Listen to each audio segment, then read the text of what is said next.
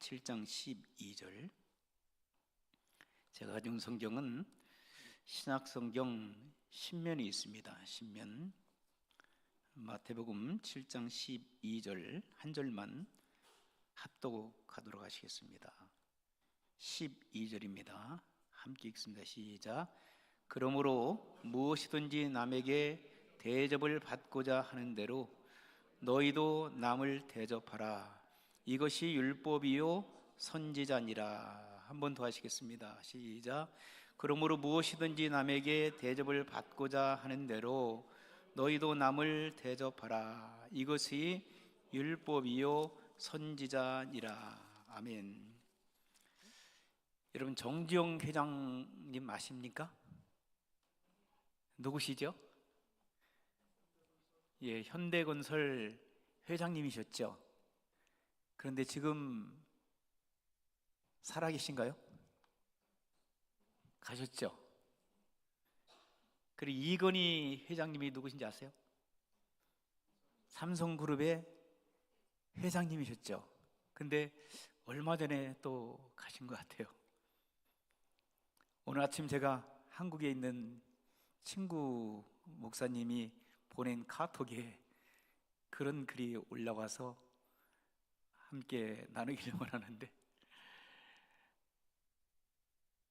정지용 회장님께서 저 세상에 먼저 가셨는데 그 뒤에 이건희 회장님이 그 얼마 후에 정지용 회장님이 계신 대로 갔대요. 너무나도 반가워서 정지용 회장님이 자네 어서 오게나, 반갑네. 그리고 나서 하신 말씀이, 그런데 말이야, 이 회장, 나 5,000원만 좀 꿔줄 수 있나? 5천만 원이 아니라 얼마요? 5,000원만 좀 꿔달라고. 돈이 필요해서 5,000원이 필요한데 5,000원만 좀 꿔달라고. 그러니까 이건희 회장님이 하시는 말씀이, 선배님, 올 때 한 푼도 못 가지고 왔는데요. 한 푼도 가지고 오지 못했어요. 그러니까 정지용 회장님이, 그럴 줄 알았어. 나도 한 푼도 가지고 온 게 없거든. 참 뼈 있는 말이라고 생각돼요. 이 땅에 살면서 우리가 다 가져갈 것처럼 생각되어지고 모든 것을 다 소유한 것처럼 생각되어지는데, 알고 보니까 우리가 갈 때는 다 놓고 여기에서 다 정리하고 하나님께서 우리를 부르실 때 빈손으로 가더라, 이 말입니다. 우리의 믿음만 가지고 가는 사랑하는 성도들, 오늘 말씀의 제목을 건강한 성도들이라고. 물론 건강한 성도는 다양하게 말씀을 드릴 수 있지만 몇 가지로 여러분들과 함께 말씀을 나누기를 원합니다. 한 젊은이가 의기소침하고, 그리고 참 자기를 아무도 인정해 주는 사람이 없는 것 같아서 너무나도 속이 상한 거예요. 하루하루 산다는 것이 너무나도 힘들고 직장은 없고, 그래서 자기가 미워진 거예요. 자신에 대해서 증오감이 생긴 거예요. 하나님에 대한 증오감이 생긴 거예요. 모든 것들이 다 부정적으로 보였어요. 그래서 입만 열으면 불평 불만이 쏟아져 나가고, 예수 그리스도를 믿고 구원받은 하나님의 사람임에도 불구하고 그는 자기 자신을 만족하지 못한 삶을 통해서, 다른 사람이 왜 나를 도와주지 않나? 다른 사람이 나를 왜 섬겨주지 않나? 다른 사람들이 나를 왜 용서하지 않나? 이러한 마음을 가지고 그가 방황하고 힘든 삶을 살다가 어느 날 이대로 살아가면 안 되겠다 싶어서 죽고 싶은 마음을 갖고 높은 산으로 올라갔어요. 산에 가서 소리 지릅니다. 나는 이 세상을 증오한다. 나는 이 세상이 싫다. 하나님이 살아계시면 왜 나를 이 모양 이 꼴로 만들었는가? 계속해서 부정적인 얘기를 막 쏟아내는 거예요. 근데 그 옆으로 지나가던 한 노인장이 계셨어요. 그 노인장이 이렇게 시끄럽게 젊은이가 소리 막 지르면서 그 메아리가 막 쳐오르는 거 보니까, 여러분 산울림 여러분 아시죠?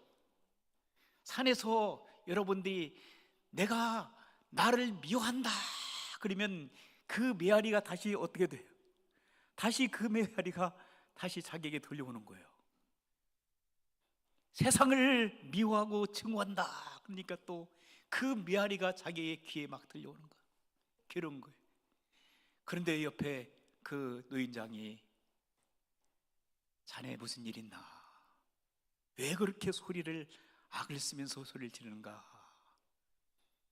그렇게 말씀하십니다. 그러니까 이 젊은이가 자기의 사정을 다 얘기해요.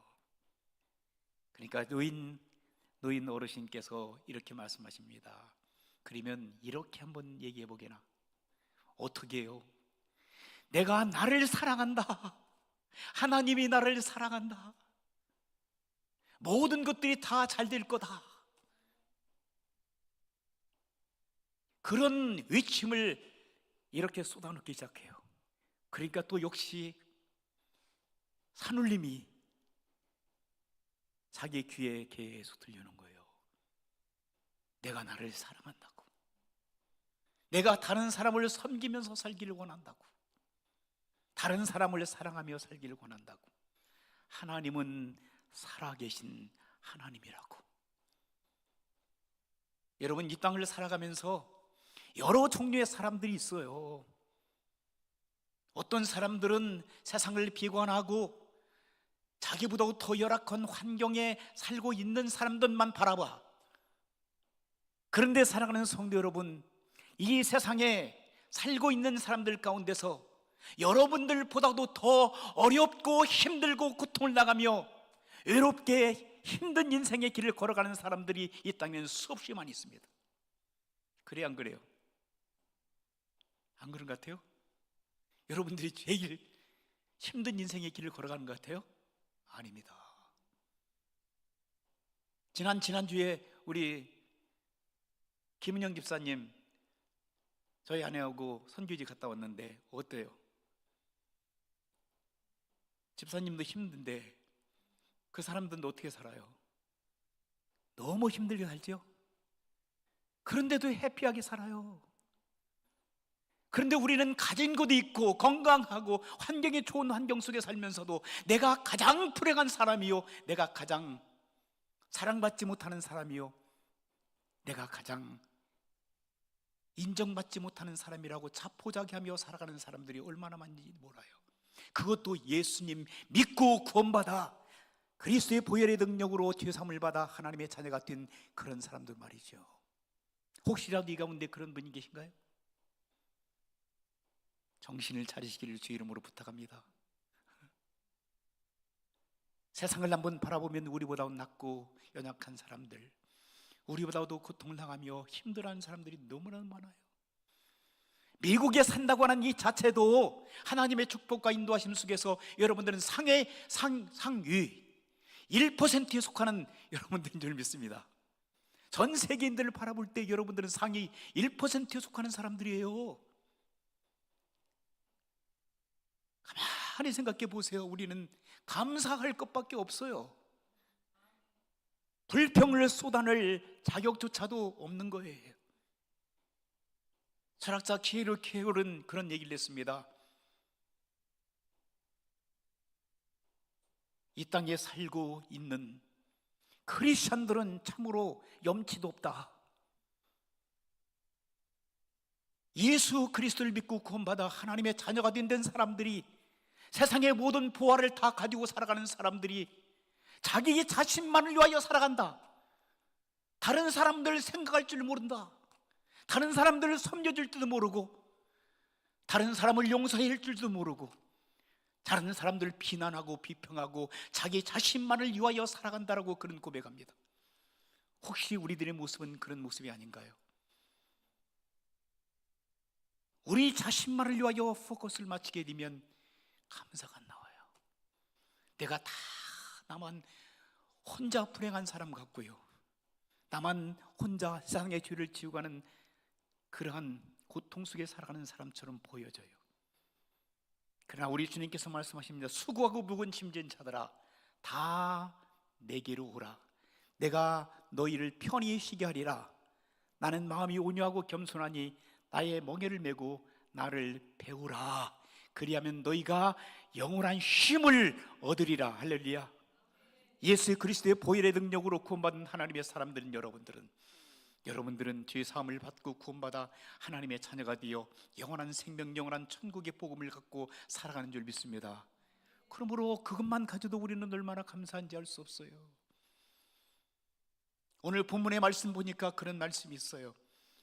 그러므로 무엇이든지 너희가 대접을 받고자 하는 대로 너희도 다른 사람을 어떻게 하겠어요? 대접하면서 살아라 그랬어요. 이것이 뭐라고 했어요? 율법이요, 이것이 선지자라, 이렇게 말씀하십니다. 무엇이든지 그랬어요. 무엇이든지, whatever, what you want, 무엇인지 여러분들이 원하는 모든 것들을 여러분들이 갖기를 원한다면, 대접을 받기를 원한다면 다른 사람들 먼저 대접하거라. 이게 예수님의 산성수훈의 말씀이에요. 우리가 혹시라도 대접받기를 원하고 인정받기를 원하고 사랑받기를 원하고, 그렇다면 우리가 먼저 다른 사람을 인정해주고 다른 사람을 사랑해주고 다른 사람을 섬겨주고 다른 사람들에게 베품의 삶을 살아가는 성도 여러분들이 되셔야 될 줄 믿습니다. 그런 인생의 길을 걸어가는 사람들이 성경에는 가득 차 있습니다. 바로 예수 그리스도가 바로 그런 분이었습니다. 예수님께서는 하늘의 보좌를 버리시고 이 땅 위에 낮고 천한 인간의 모습을 쓰시고 인간이 되어 오셨습니다. 하늘의 보좌를 버리시고 이 땅에 오셔서 낮고 천한 인간의 모습을 쓰시고 그분은 우리를 섬겨주셨습니다. 우리에게 사랑을 베풀어 주셨습니다. 우리에게 은혜를 쏟아주셨습니다. 죄 많은 사람들을 찾아다니시면서 죄를 용서해 주셨습니다. 배고픈 사람들에게 오병이어의 축복을 주셨고 병들어 고통을 나가는 이웃을 향하여 그들에게 죄 사함뿐만 아니라 그들에게 육신의 질병도 치료해 주신 줄 믿습니다. 마음의 질병과 육신의 질병과 그리고 영혼의 질병을 안고 고통을 나가는 수많은 사람들에게 예수 그리스도께서는 자신의 모든 것을 다 드렸습니다. 베풀어 주셨습니다. 그들에게 사랑의 마음을 다 쏟아 주셨습니다.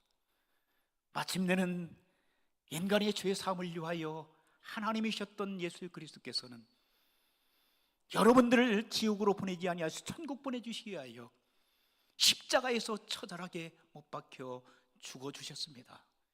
누가 여러분을 위하여, 여러분의 죄 용서를 위하여 누가 죽어줄 수 있는 사람이 있습니까? 혹시라도 여러분 자녀들이 방탕한 삶을 살아가고 있는데 자녀들을 위해서 여러분들이 십자가에 못 박혀 돌아가실 자신이 있습니까? 저는 잘 못할 거예요. 우리 딸 아들이 내가 죽음으로 인해서 죄의 사함을 받는다고 생각한다면 내가 글쎄 이론적으로는 죽어줄 수 있겠지만 내 자녀들을 위해서라도 내가 선뜻 죽겠다라고 할 수가 없을 것 같아요. 여러분들은 어떻습니까?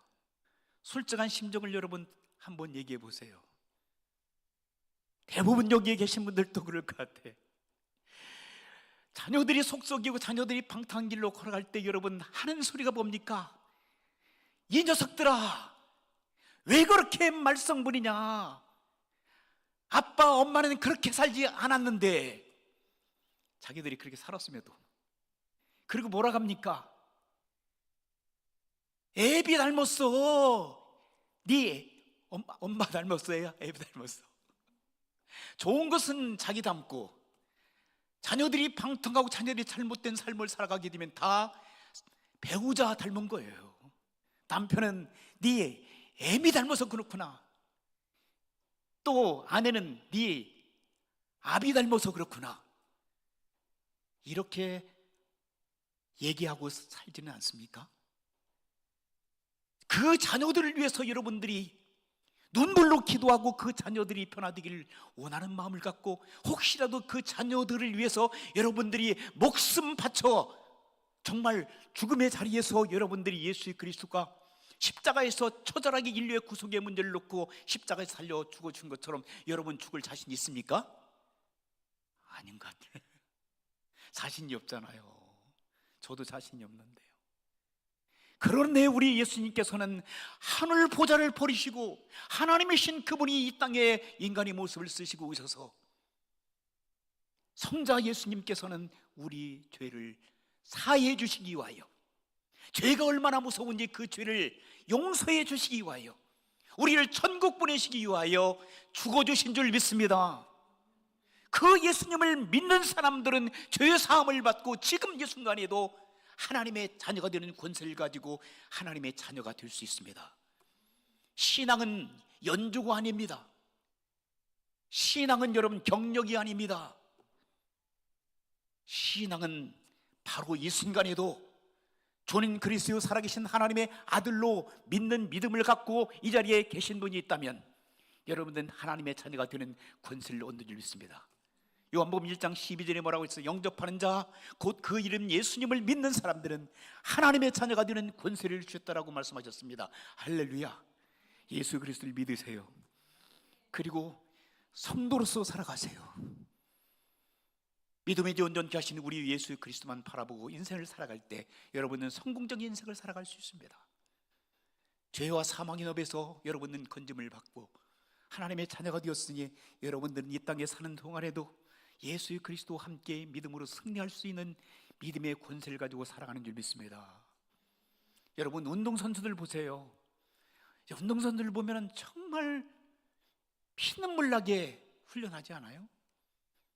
축구선수도 그렇고 배구선수, 야구선수, 농구선수 보면 정말 피눈물 나게 자기들의 건강을 위해서 또는 어떠한 팀의 승리를 위해서.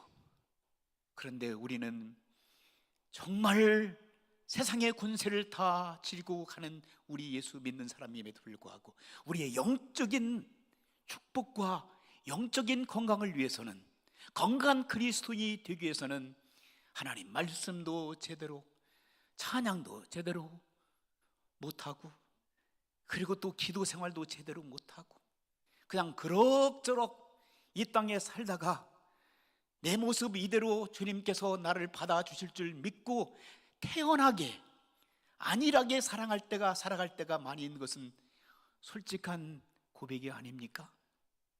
다시 한번 오늘 이후에 여러분의 영적 건강한 상황 속에서 주님을 닮아가며 다시금 영적 각성이 우리 가운데 있어지기를 주 이름으로 축원합니다.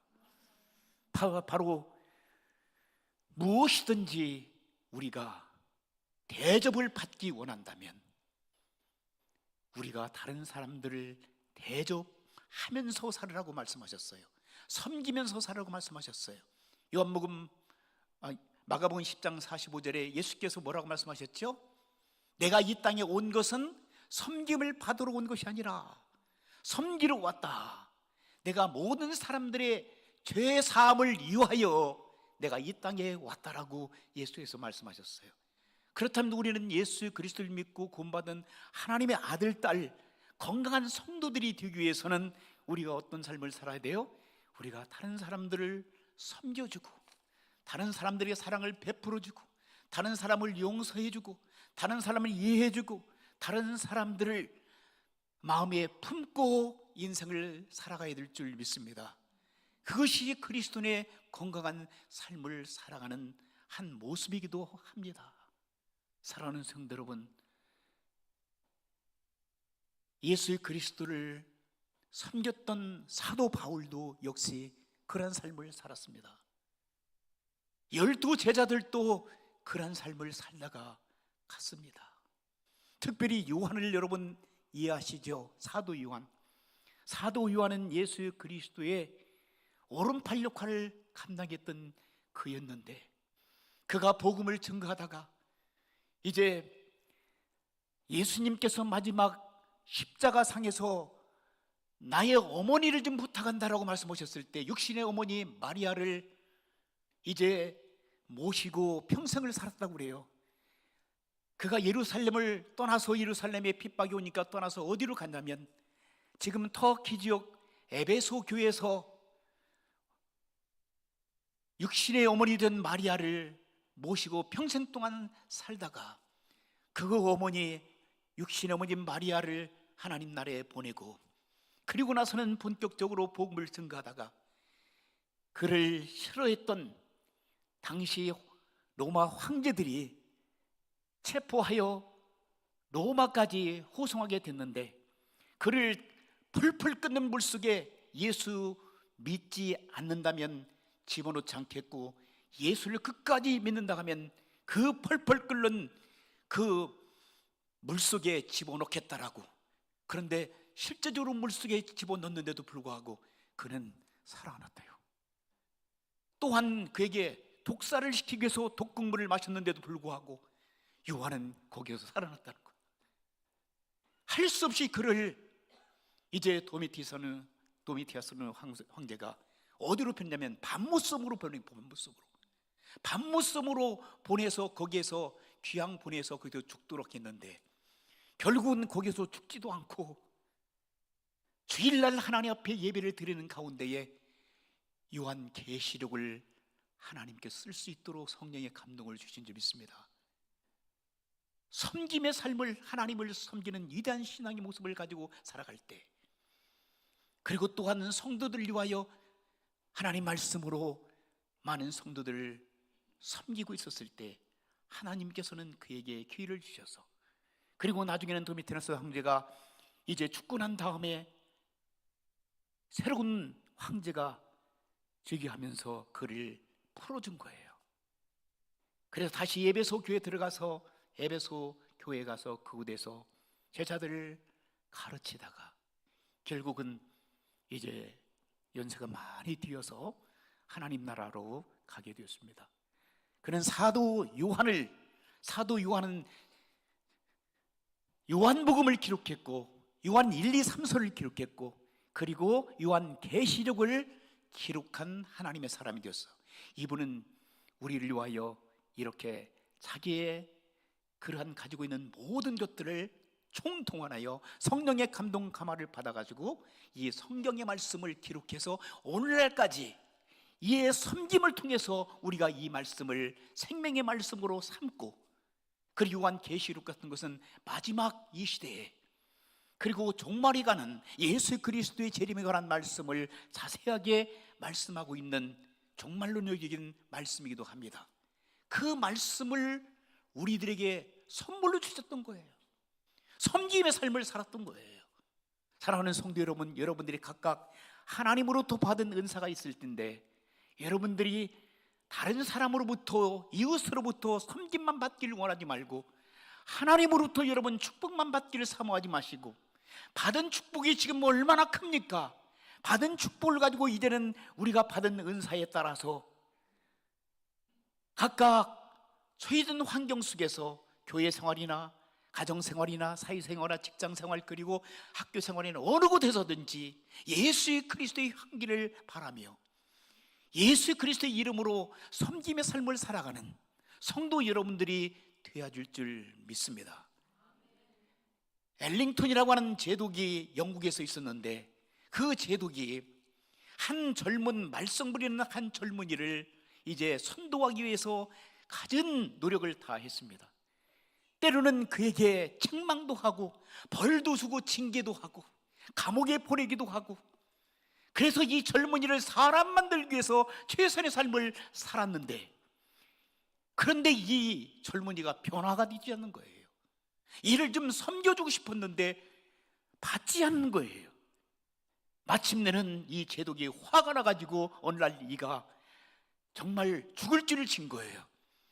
용서할 수가 없어서 많은 병사를 모아놓고